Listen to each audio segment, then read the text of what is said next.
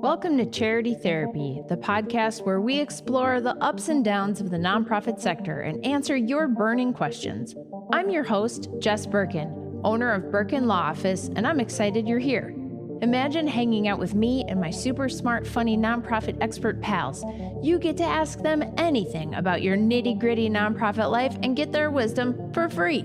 Whether you're a seasoned pro or just strapping on your nonprofit boots, we're here to share stories and remind you you're not alone on this journey. So get ready to join the conversation and bring me the tough questions. I ain't scared. Ready to rock? Let's dive in. Hello. We're back for another episode of Charity Therapy. Today, I have Rachel Platt on the show with me.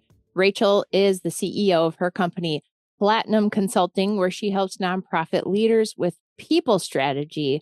Rachel, thank you so much for coming on the pod. I'm thrilled to be here, Jess. Thanks for having me. You know, I feel like there's been like a lot of people stuff happening lately in my world, and lots of clients and nonprofits are really concerned about the base level of their sort of HR and making sure that they're not, breaking the law. Or at least the good ones are worried about this. But I feel like just following the rules is not really the end of the line. Like just following the rules is not really the end of HR or organizational culture. And you use the term people strategy to describe what you do. Could you tell us what that means to you and why nonprofits need to think about it? Absolutely. So people strategy and the work that Platinum does is really helping organizations to move beyond the day-to-day of HR and compliance. They are critically important. Do not misunderstand. But what people strategy is really all about is the marrying of your mission and how to make your mission work through your team. So, yes, pay matters, compensation matters, benefits matter. But all of the research shows that that's not what makes people stay or leave. It's because of clarity, support, growth, leadership. So people strategy looks at the holistic view of how you put all of the factors together and create programs and initiatives, the infrastructure that makes you more sustainable, helps you to attract the talent, develop your staff, grow future leaders, and retain the people who really are going to move your mission forward and help you to have the greatest possible impact. I love that. Yeah. I love that because, well, here's the thing is I feel like there's this sense, the thing that came up for me was the mission speaks for itself. The mission is worthy of accomplishing. The mission is sacrosanct, and obviously everyone should be achieving the mission. I think that's such a blind spot for people that they don't really, I don't know why this is the way it is, but people don't connect the dots that your people literally are the way that your mission gets accomplished. And so if you aren't doing that, and then the other thing that came up for me is really this, the objection is this sounds like it's for big companies, this sounds like it's for big places that have big initiatives and big staff. And the thing that came up for me was no, this matters when you're tiny. This matters when you're really small, because you literally cannot even grow beyond having one person to 5 people to 10 people to achieving your mission if you don't have that stuff. It is the secret sauce. It is the magic to not just people feeling passionate about whatever your mission is, but people forget sometimes, they're very focused on fundraising. We need to fundraise so that we can meet our mission. No, yet you need the people who can execute. Once you've raised the money, you can't spend it. You can't do good things unless you have the people. And the way that you attract the people, you keep the people, you get their best thinking is by creating a culture and an environment where they want to work with you. Not only are they passionate about your mission, but we are in this together. There is this sense of trust and we trust that we're working towards the same goals. There's clarity and there's celebration of the impact. That is Yeah. all people strategy. Yeah. I hope y'all listening are like letting this sink in, because if you've ever worked in the nonprofit sector, you've probably experienced a place where it's like, yeah, I care about saving the puppies or the snails or the people experiencing homelessness, but this place sucks. Right. And that is so real. Okay, I love this. We could have a whole podcast just on that. But we do have a listener question, and I should probably get it out there. Are you ready to dive in? Throw it my way. I'm ready. Let's do it. Okay, here we go. Listener writes, I recently started a job at a nonprofit in a brand new role for the organization, and a major part of my job is to help build a better culture.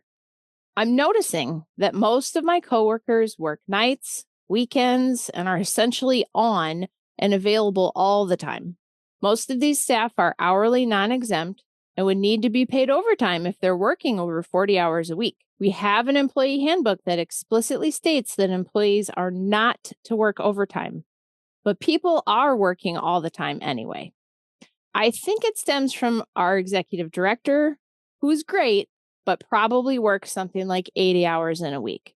She knows she works too much and says she doesn't want that for her employees, but here we are. How do I begin to make changes here? I want to be sensitive to leadership's feelings, but I'm also aware that we cannot have these employees working without pay. Help.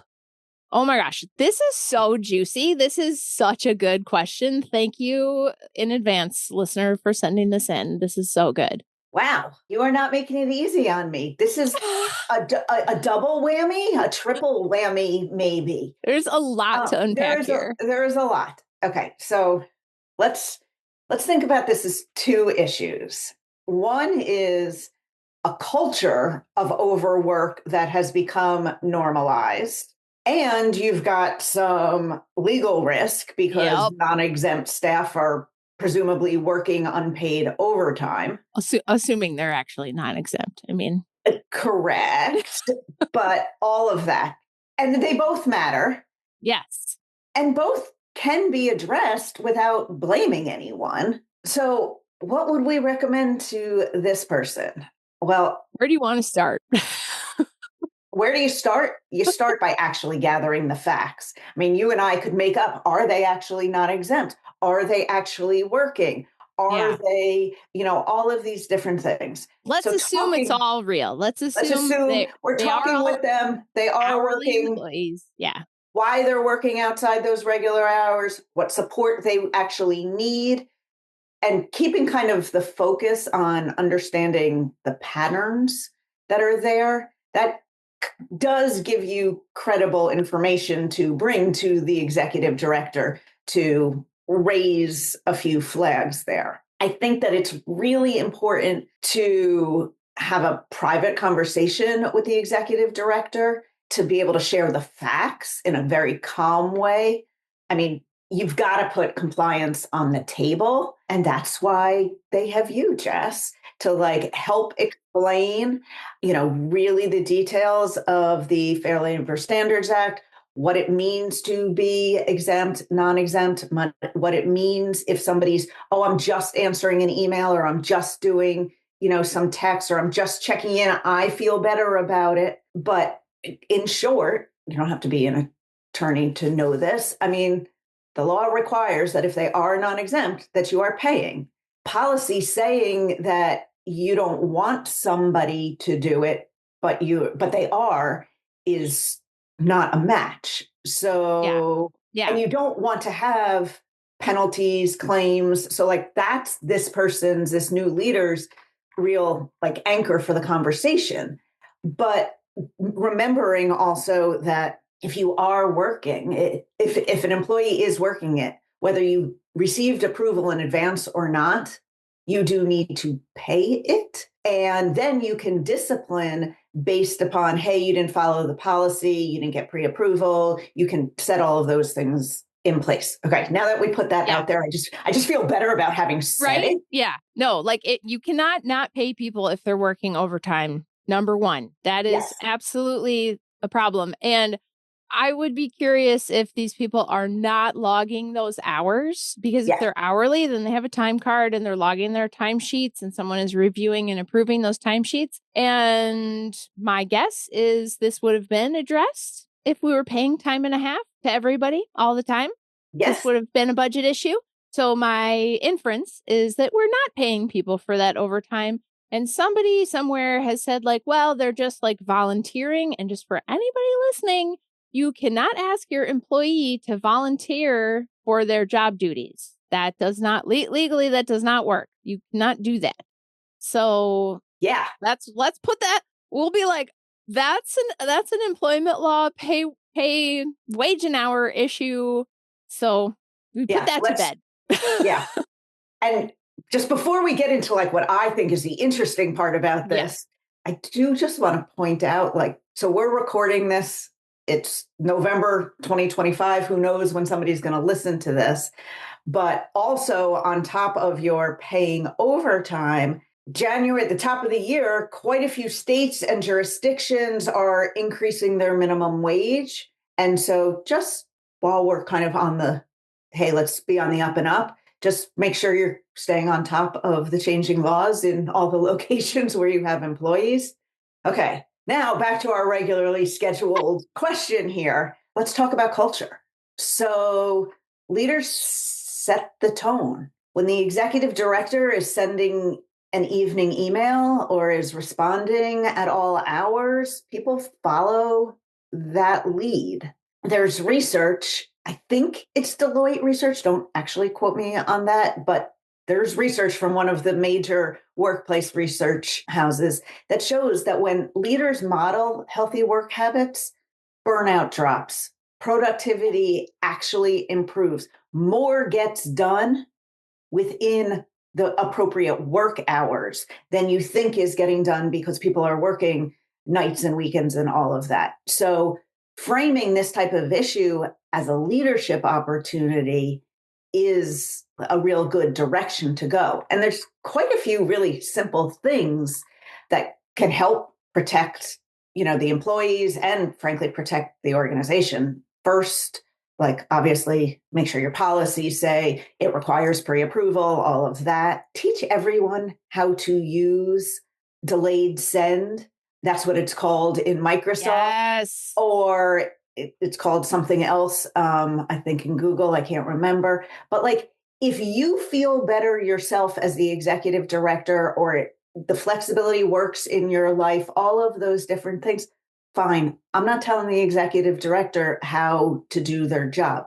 I'm telling you what the impact is on the rest of your team. And so let's delay that delivery until the next morning. Let's actually have some conversations. I'm working with one of my clients right now on setting shared norms and expectations about response times, because this is a very real issue for some of my clients right now. And so they are having discussions about, well, is this, what makes something truly urgent? What means this can actually wait? So those are some good tips. And then giving managers, depending on how large the organization is, some tools to plan for workloads, shift priorities as things come and go so that people aren't needing to work overtime.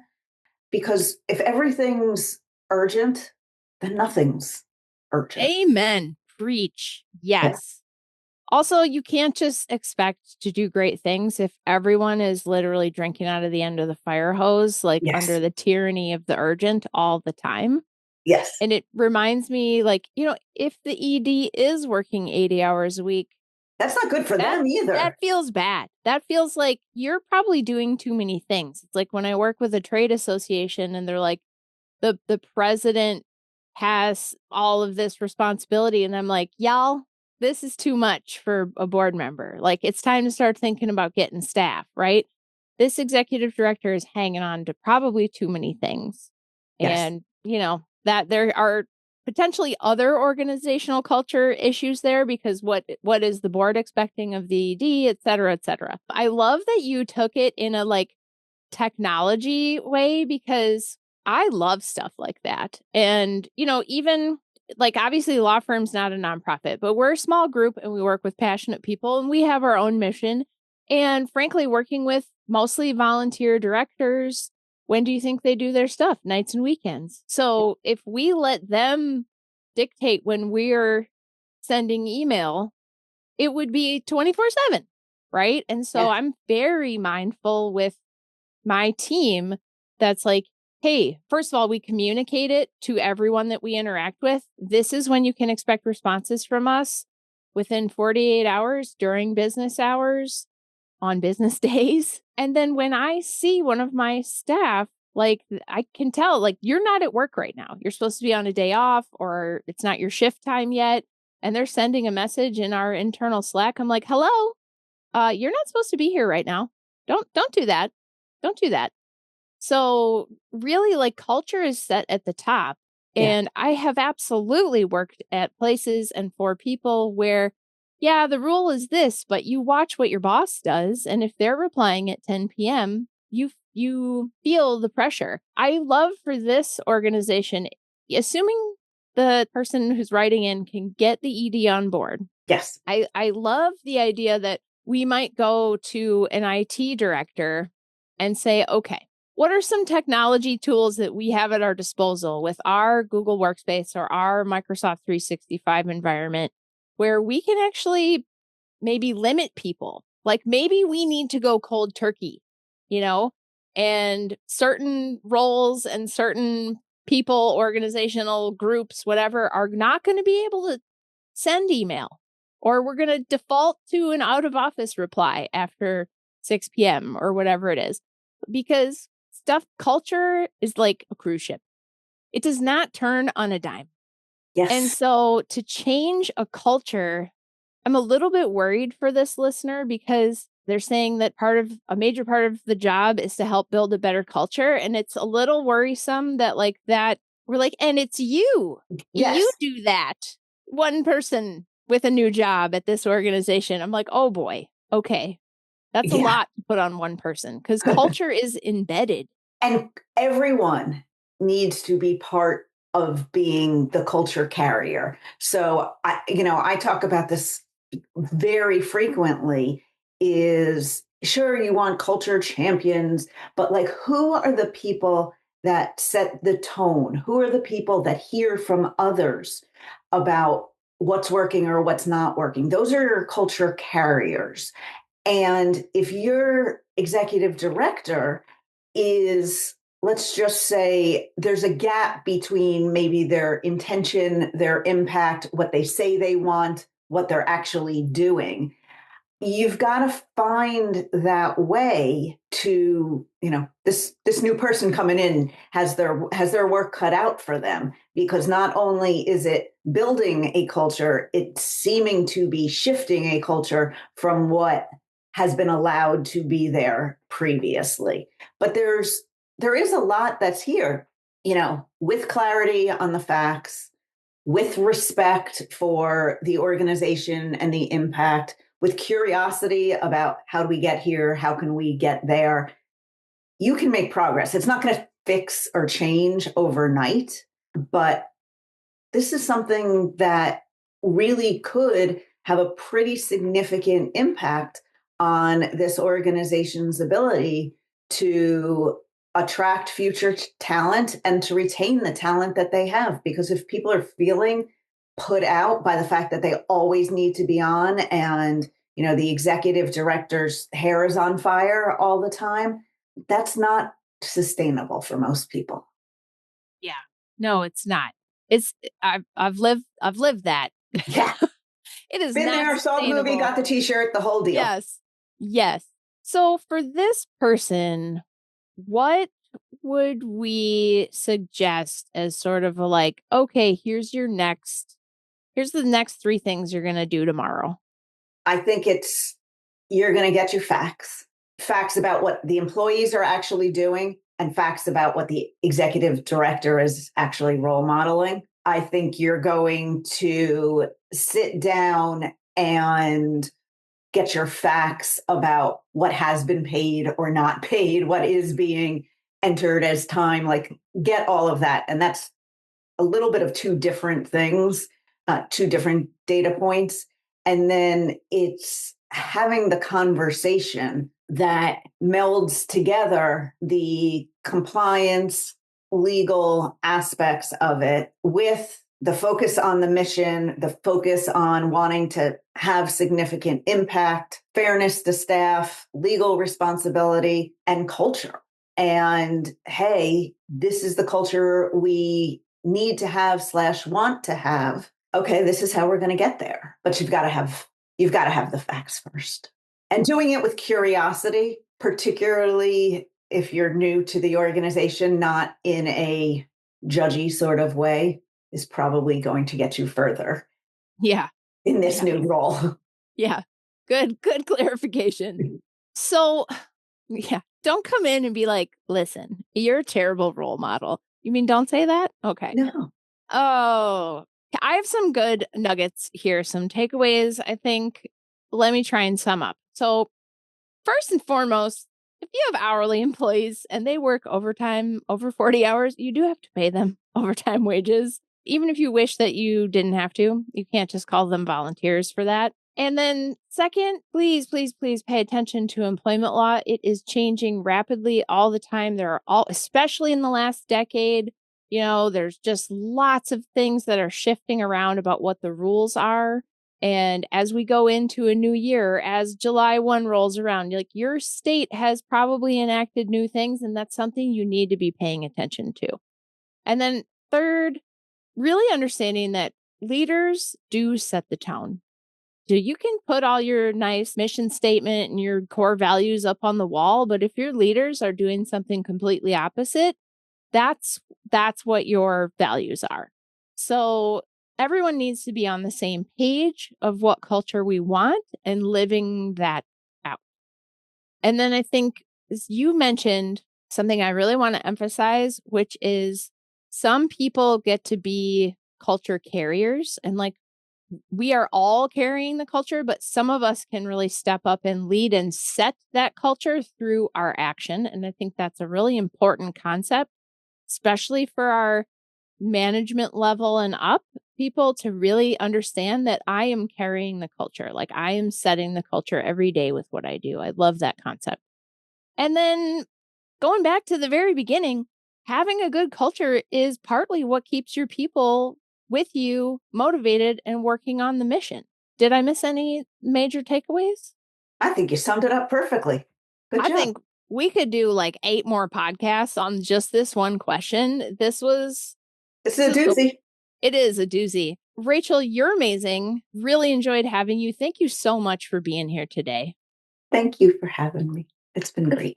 Yeah. If folks want to connect with you after the show, if maybe hey, listener, if you're listening to this, you might reach out to Rachel. Yes. If folks want to connect with you, where can they find you? I post about people strategy and leadership on LinkedIn almost every day. So Rachel Platt. That's pretty simple. Awesome. We'll put all that in the show notes for everybody. Folks, if you enjoyed this episode, do me a huge favor and share it with a friend. Share it with your friend that is single-handedly trying to change the culture of an organization and may need a little advice, a little support. Give us a rating, review, subscribe in your podcast app. It really does help people find the show. If you have a question or a story to share, or even a reaction to this, I would love to hear from you. Send me a note online at charitytherapy.show. And thanks, as always, for listening.